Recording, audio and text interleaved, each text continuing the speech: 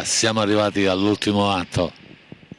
Sì, sì, e speriamo domani ecco, di avere il sesto uomo in campo che è il pubblico e di dare questa bella soddisfazione ai dirigenti. Tu l'hai detto in gara 1, speriamo di vincere a Reggio, comunque sarà meglio vincere in casa davanti al nostro pubblico. No, non l'abbiamo fatto apposta, voglio dire, hanno vinto loro la partita lì.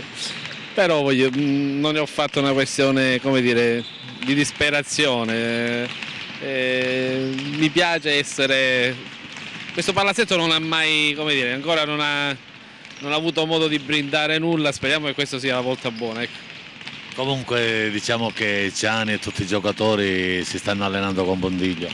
Sì, ma voglio dire, siamo arrivati qui non per caso, ci siamo arrivati con 12 punti come dire, di vantaggio rispetto alla regular season.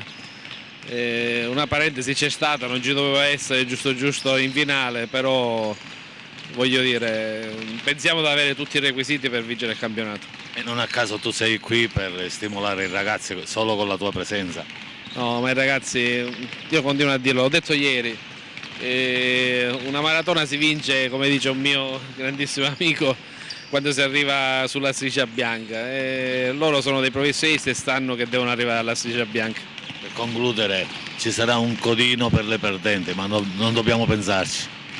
Ma allora, io ritengo che domani si chiuderà questa situazione, però voglio dire, avere anche la possibilità di un possibile, come dire, giudizio d'appello non è male, dico. Per vedere l'Italia c'è tempo.